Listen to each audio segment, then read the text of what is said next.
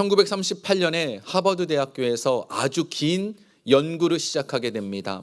어떤 연구였는가 하면 하버드 대학교 학생들, 그 재학생들이 행복한가, 아니면 하버드 대학교가 보스턴에 있지 않습니까? 보스턴에 보면 빈민가가 있어요. 그 빈민가의 청년들의 미래가 행복한가, 어떤 사람이 더 행복할까, 그것에 대해서 연구를 했고 무려 85년 동안 연구했습니다. 그래서 2023년에 이 연구의 최종 결과가 나왔습니다. 여러분 생각은 어떠십니까? 하버드를 졸업하고 열심히 공부해서 아주 좋은 직장 다니는 사람이 행복할까요? 아니면 빈민가에서 어렵게 사는 그 사람들이 행복할까요? 이 연구 결과가 너무 재밌는 것이 이 네 번째 연구 책임자였던 로버트 윌딩어라는 이 하버드 의대 교수님이 이렇게 발표를 했습니다. 누가 더 행복하느냐? 관계를 잘 맺는 사람이 행복하다라는 겁니다. 성공해서, 세상적인 말로 성공해서 어디 하버드 대학교를 나온 사람, 그게 중요한 게 아니고, 돈이 없고 가난하고 그게 중요한 게 아니고, 누가 더 사람과의 관계를 잘 맺고 사느냐, 그 사람에 따라서 그 행복이 결정되더라는 거예요. 그러면서 한 가지 더 재밌는 결과를 이렇게 붙였는데, 85년 동안 연구했으니까 한 청년이 자라서 장년에 이르기까지 그 모든 과정이 다 있잖아요. 그랬더니 50대 사람들과 관계를 잘 맺은 사람은 신기하게도 80대가 되어서 건강하더라는 겁니다. 관계를 잘 맺었을 뿐인데 80대의 나이가 들어서도 건강해지더라는 거죠. 그래서 왜 그런가 저는 곰곰이 생각해 봤더니, 관계를 잘 맺는다라는 것은 마음의 평강도 있고 기쁨이 있으니까, 그래서 그것이 건강으로 연결되었다라고 저는 생각이 들더라고요. 관계 중요합니다. 부부 간의 관계도 중요하고, 가족 간의 관계도 중요하고, 친구 간의 관계도 다 중요합니다. 관계를 통하여서 우리가 누군가를 의지하고 대화하고, 또 때로는 내 마음에 있는 것들을 이렇게 스트레스를 풀기도 하기 때문에 관계는 진짜 중요합니다. 그런데 영적으로 본다면 사람은 태어날 때부터 관계적으로 하나님과 깨어져 있어요. 죄를 지은 인간은 하나님으로부터 멀어져 있습니다. 그래서 늘 우리는 불안해하고 두려워하는 것, 이게 태어날 때부터 가지고 있는 죄의 습성을 가진 인간의 모습입니다. 모든 사람은 늘 불안해합니다. 어떤 일이 벌어졌을 때 그것을 두고 마음에 평강이 먼저 오는 사람은 없는 거예요. 원칙상 우리가 본다면 어떤 일을 겪으면 아이고야 큰일 났다, 이걸 어떻게 해결하지 하고 염려가 되고 불안해하고 답답해하더라는 거죠. 오늘 본문에 나오는 야곱도 마찬가지입니다. 야곱도 하나님과의 관계가 깨어졌었습니다. 그러다 보니까 이 죄의 습성을 가지고 있었던 이 야곱이 오늘 20년 만에 집으로 돌아가는데 그의 마음에 어떤 일이 벌어졌느냐? 그는 마음에 두려워하고 답답했다라고 표현하고 있습니다. 왜 그랬는가? 20년 전에 자기가 축복권을 받고 싶었어요. 장자의 축복을 받고 싶어가지고 아버지를 속이고 형 에서를 속였었습니다. 그랬더니만 형이 화가 나가지고 내가 아버지가 돌아가시기만 한다면 이 야곱을 죽이겠다고 마음에 결심을 하고 그것을 말하고 다니니까 야곱이 이것 때문에 피해 도망간 거예요. 20년쯤 지나서 집에 돌아가면 형의 마음이 좀 풀어졌으리라 생각을 한 거죠. 그래서 돌아갔는데 형이 이 소식을 듣고 군사 400명을 데리고 온대요. 여러분, 군사 400명을 데리고 온다라는 건 뭘 의미할까요? 웰컴하기 위해서 군사 400명을 데리고 오는 건 아니겠지요? 그거는 죽이겠다고, 가만 안 두겠다고, 이런 마음을 가지고 이제 형이 오고 있다라는 얘기를 들으니까 야곱의 마음은 두렵고 답답했습니다. 그런데 이러면서 이제 오늘 본문에 야곱이 하나님 앞에 기도하는 장면이 나옵니다.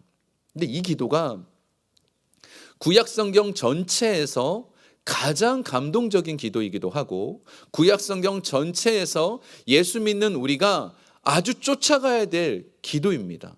이 기도 내용이요, 아직은 야곱이 변화된 게 아니에요. 뭔가 특별한 사람으로 바뀐 건 아니에요. 그런데 깨달아진 게 있는 거예요. 그래서 이 특별한 기도를 오늘 드리고 있는 겁니다. 세 가지를 볼 건데, 첫 번째로는 야곱이 하나님이 아버지의 하나님, 할아버지의 하나님이 아니라 나의 하나님으로 드디어 바뀌었습니다. 이 9절을 한번 보겠습니다. 9절 함께 읽겠습니다. 야곱이 또 이르되 내 조부 아브라함의 하나님 내 아버지 이삭의 하나님 여호와여 주께서 전에 내게 명하시기를 내 고향 내 족속에게로 돌아가라 내가 내게 은혜를 베풀리라 하셨나이다. 아멘. 야곱은 쉽게 말하면 모태신앙이에요. 어렸을 때부터 할아버지였던 아브라함이 어떤 신앙을 가지고 있었는지 아버지로부터 어머니로부터 늘 들었지요. 그런데 그러다 보니까 신앙은 있었어요. 그 하나님에 대한 지식도 있었어요. 근데 그것이 아버지가 가지고 있었던 신앙이고 할아버지가 가지고 있었던 신앙이지 내 인생에 진짜 나의 하나님 이렇게 느껴지는 게 아니라는 거죠. 진짜 하나님, 나의 하나님으로 느껴지면 그의 인생이 달랐을 겁니다. 오늘 이 시간 이 자리에 나와 계신 분 중에서도 어떤 분들은 우리가 오랫동안 교회 생활을 하다 보니까 습관적으로 나오신 분들도 안타깝지만 있으실 거예요. 아직 내 마음에 하나님의 존재는 많이 들어봤지만 진짜 그분이 살아계신지, 그분이 내가 하나님 앞에 체험을 했는지 이런 것을 잘 모르는 분들이 계실 거예요. 이게 좀 다들 피곤해 하시네요. 네. 여러분 이거 다른 얘기인데 그 신데렐라 아십니까? 그 신데렐라가 잠을 못 자면 뭐라고 부르는 줄 아세요? 모짜렐라라 부릅니다. 여기 모짜렐라가 지금 몇 분 계세요? 자, 집중하시고. 네. 이 하나님이 나의 아버지로, 나의 하나님으로 못 느끼고 살았어요. 그러다가 여기까지 오게 된 거죠. 그런데 좀 곰곰이 한번 생각해 보면요, 야곱의 과거에 하나님을 만났습니다. 20년 전에 형 에서를 피해서 갈 때 그때도 두려웠어요. 그때도 무서웠어요. 아, 이걸 어떡하지? 외삼촌은 날 받아주려나? 내 인생 어떻게 될까? 두려웠어요. 그때 돌 하나를 베개 메고 이렇게 자고 있을 때 하나님 나타나 주셨습니다. 그리고는 하신 말씀이 내가 너와 함께 하리라. 내가 네 인생 책임져 주시리라. 그리고 나서 잠에 깨어서 와, 하나님 정말 여기 계신다. 하나님 진짜 여기 계신다. 그렇게 고백했단 말이에요. 근데 왜 20년이 될 때까지 이 하나님을 못 느끼고 살았을까요? 이게 지금 궁금하더라고요. 그때 한번 경험했는데 왜 하나님이 나의 하나님이 아니었을까요? 살아계신 하나님을 늘 고백하며 안 살았을까요? 20년 동안 하나님께 기도한 적이 없어요. 왜 그랬을까요? 그것은 체험을 우리 모두 했잖아요. 경험을 했으니까 이 자리에 오신 분이 대부분일 거예요. 근데 이것이 한 번 가지고는 안 되는 거예요. 사람은 자꾸 잊어버립니다. 좋은 일 잊어버리고 나쁜 일 잃어버리는데 대체로 좋은 일을 더 잘 잊어버려요. 그런 얘기 있잖아요. 은혜는 물 위에 새기고 원수는 어디에 새기죠? 돌 위에 새긴다고. 그래가지고 내가 누가 나한테 잘못한 거 있으면 막 돌에 새기듯이 그 사람 나한테 잘못했어 10년이 가도 20년이 가도 안 잊혀지는데 그 사람이 나한테 잘해준 건 정말 고맙다고 해도 물 위에 놨기 때문에 다 잊어버리는 거예요. 이게 인간이 가지고 있는 마음이잖아요. 근데 하나님 주시는 은혜도 마찬가지예요. 매일 매 순간 항상 하나님을 경험하지 못하면, 자주 하나님을 만나지 않으면 예전에 만났던 하나님의 신앙을 잊어버리는 거예요. 그래서 하나님을 매 순간 느끼고 체험하는 게 자주 있어야 돼요. 그래야 언젠가 어떤 순간, 위기의 순간이 오면 하나님은 나의 하나님으로 우리가 고백할 수 있게 되는 거죠. 제가 섬기던 교회가 이제 부평에 있던 교회인데, 그 교회 담임 목사님은 그 교회만의 특별한 게 하나 있었어요. 여의도 순복음교회에서는 순복음 가족신문이란 걸 만들었잖아요. 그래서 일주일에 한 번씩 나왔는데 그 교회도 그 신문이 있었어요. 그런데 그 신문에는 특별한 코너가 하나 있었습니다. 그게 뭔가 하면 간증을 실는 거예요. 근데 그 담당하시는 목사님이 가끔 그 담임 목사님한테 그렇게 얘기를 해요. 목사님, 이번 주에는 간증할 사람이 없답니다. 그러는 순간 교육자 40명 다 모아가지고요, 엄청 혼났어요. 똑바로 못했다고. 어떻게 교회가 일주일 내에 간증 한 번 없을 수 있냐고. 이건 교회가 큰일 난 거라고. 몽땅 다 회개시키고 몽땅 다 금식시키고 다 지금 나가지도 말고 거기서 기도하고 있으라고. 간증 없는 교회 큰일 난 교회라고. 근데 그 말이 맞는 교회예요. 간증이 없는 인생, 간증이 없는 교회는 큰일 난 인생이에요. 이것이 자주 반복되고 가끔 가끔이 아니라 항상 하나님을 느껴야 나의 하나님이 되어지는 거지. 안 그러면 인간은 잊어버리고 사는 거죠. 두 번째로 이 지금 나의 하나님에 대해서 깨닫고 나니까 이 야곱이 무슨 생각이 들었냐면 지금까지 지내온 모든 것은 내가 한 게 아니구나. 내가 똑똑해갖고 돈을 많이 벌었고 내가 지혜로워갖고 내 사랑하는 아내 라헬을 얻은 줄 알았는데 아니구나라는 걸 느꼈어요. 이 얘기가 이제 10절에 나옵니다. 10절 한번 보겠습니다. 나는 주께서 주의 종에게 베푸신 모든 은총과 모든 진실하심을 조금도 감당할 수 없사오나 내가 내 지팡이만 가지고 이 여단을 건넜더니 지금은 2때나 이루었나이다. 이 지금 2때나 이루도록 1000마리가 넘는 모든 이 가축을 얻을 수 있게 해주신 건 하나님의 은혜라는 거예요. 내 가족들 얻은 건 하나님의 은혜라는 거예요. 이걸 알아야 돼요. 여러분 비즈니스 잘 되십니까? 혹시 잘 되시는 분들, 아니 혹시라면 안 되죠. 여기 잘 되시는 분들 이게 내가 잘해서 잘 됐다고 생각하면 큰일 나는 거예요. 내가 똑똑하고 내가 비즈니스 마인드가 있어갖고 장사 잘 됐습니다. 이렇게 생각하면 안 돼요. 하나님이 해주시는 겁니다. 여러분 직장에서 승승장구합니까? 요즘 많이 어렵다고 해도 저는 직장 연봉이 올라가요. 뭐가 잘해요. 자랑은 못해도 마음속에 그런 생각 갖고 있는 분 있으면 그건 내가 똑똑해서 그런 거 절대 아니에요. 내가 열심히 공부해갖고 내가 이만큼 자리 잡았다고 천만의 말씀, 큰일 날 소리입니다. 하나님이 하시지 않으면 안 되는 거예요. 우리의 모든 인생은요 하나님이 도우시지 않으면 단 한순간도 살 수 없는 거예요. 이걸 깨닫고 사느냐 이걸 못 깨닫고 사느냐 이게 신앙의 차이점이에요. 이걸 깨닫고 살면 늘 기쁘지요. 늘 감사하고 하나님 이래도 감사합니다. 저래도 감사합니다. 이런 마음을 고백하게 되는 거예요. 그리고 이 은혜가 하나님으로부터 온다라는 걸 아는 사람은 어떻게 할까요? 기도합니다. 그잖아요. 하나님이 주시는 거니까 어떻게 해요? 기도하면 주시고 기도하면 사업장 채우시고 기도하면 가정 채우시고 이걸 경험한 사람은 어떻게 할까요? 기도하는 거예요. 근데 이 기도를 안 한다라는 건 뭘까요? 기도 안 해도요 잘 먹고 잘 살 수 있어요. 기도 안 해도 내가 얼마나 똑똑한데 잘 되고 있어요. 이렇게 마음 먹는다는 거죠. 그래서 우리는 늘 기도해야 돼요. 기도하는 것이 곧 하나님의 은혜를 구한다라는 것입니다. 근데 기도를 할 때 오늘 야곱을 보니까 11절에 아주 구체적으로 기도합니다. 아주 디테일하게 기도해요. 11절 보겠습니다. 내가 주께 간구하오니 내 형의 손에서 에서의 손에서 나를 건져내시옵소서. 내가 그를 두려워함은 그가 와서 나와 내 처자를 칠까 겁이 나기 때문이다. 얼마나 솔직합니까? 얼마나 디테일이 있어요. 기도는 이렇게 하는 거예요. 기도는 구체적으로 하나님 우리 가족 행복했으면 좋겠어요. 그러지 마시고요. 하나님 우리 가족 날마다 기뻐하게 도와주십시오. 감사하게 도와주십시오. 내 남편의 연봉이 이만큼 되게 도와주십시오. 구체적으로 기도하세요. 구체적으로 기도하면 어떤 일이 벌어지느냐? 구체적으로 응답을 받아요. 실제로 야곱이 에서의 손에서 건져내 주십시오 했더니 건져내졌어요. 그래서 기도를 할 때는 이 야곱처럼 구체적으로 하나님께서 내게 모든 것을 주셨습니다. 그러면서 구체적으로 기도하면 응답도 그렇게 받는 거죠. 마지막 세 번째로 이 야곱의 기도가 참 은혜스러운 것은 하나님의 말씀 붙잡고 한 기도예요. 여러분 기도하실 때는 항상 말씀 붙잡고 기도해요. 하나님 저를 사랑하시잖아요. 하나님 저와 함께 하신다고 그랬지 않습니까? 너는 내게 부르짖으라 그랬지 않습니까? 하나님 그래서 부르짖습니다. 말씀 붙잡고 기도하면 신실하신 하나님은 말씀을 그대로 이루어 주세요.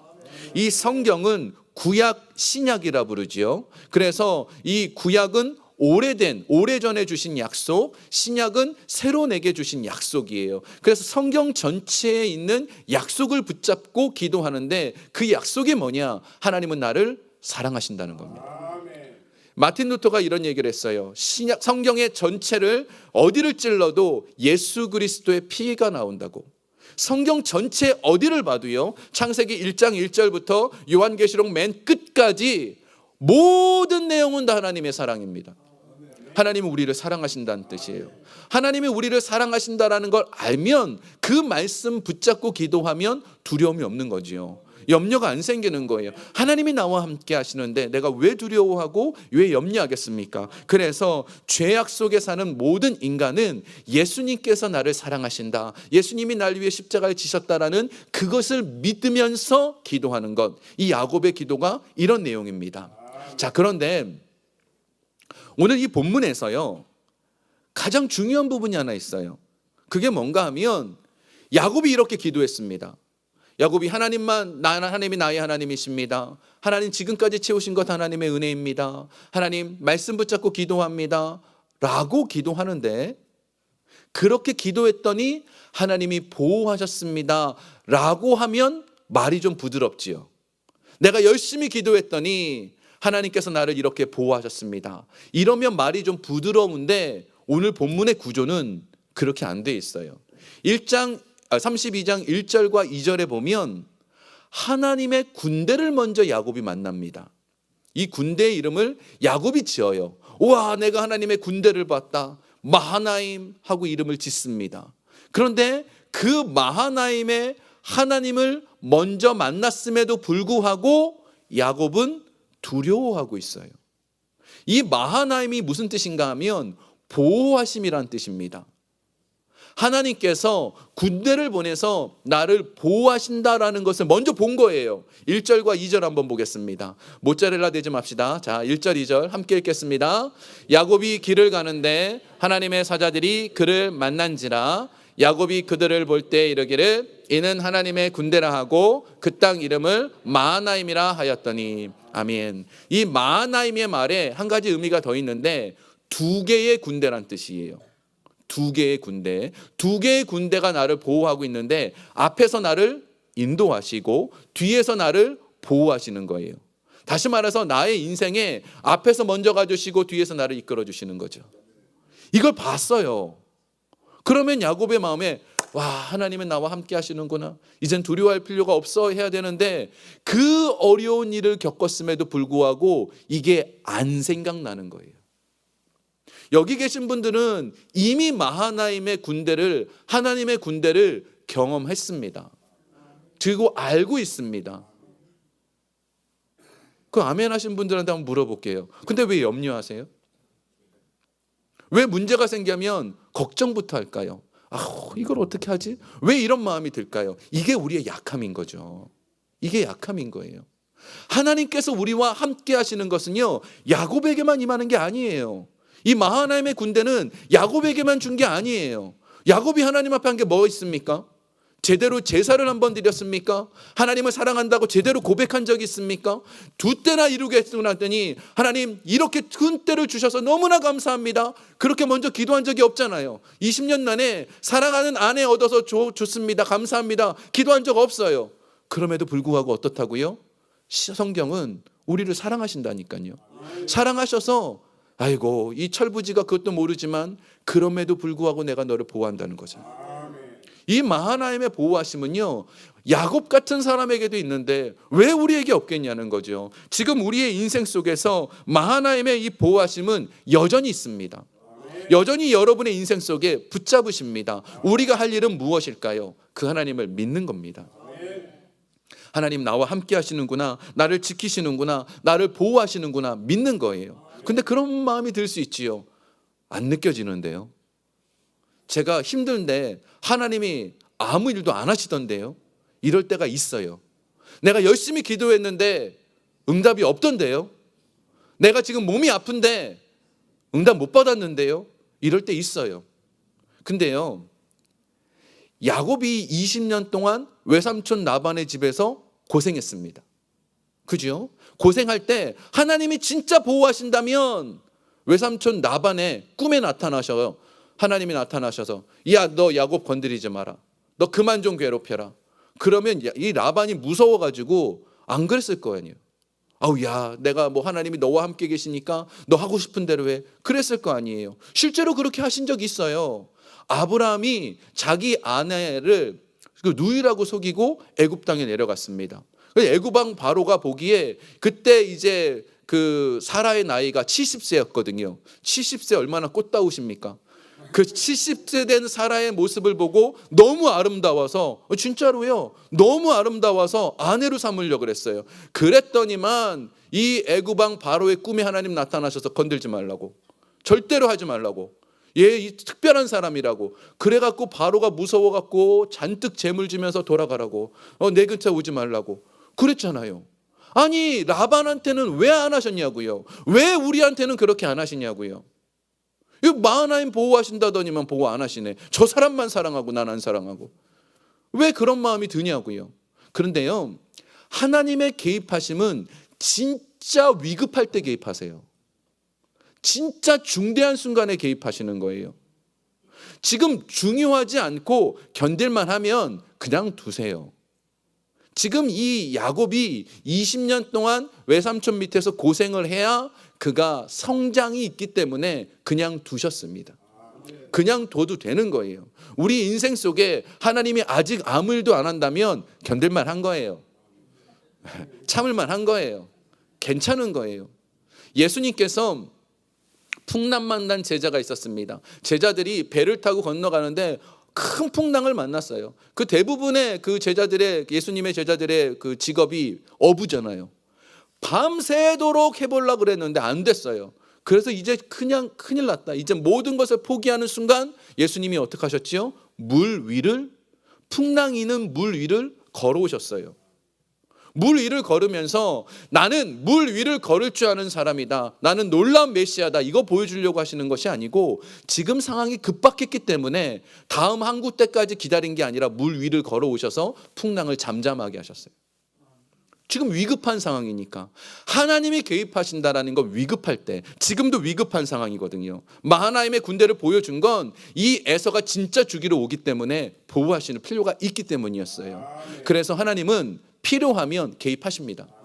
염려하지 마시고 우리는 그 하나님을 신뢰하면 돼요. 하나님은 지금도 일하고 계세요. 우리의 생각 속에 기도하기 전에 하나님이 일하고 계시는 거예요. 내게 있어야 될 걸 아시는 주님, 내게 필요한 걸 아시는 주께서는 먼저 일하고 계세요.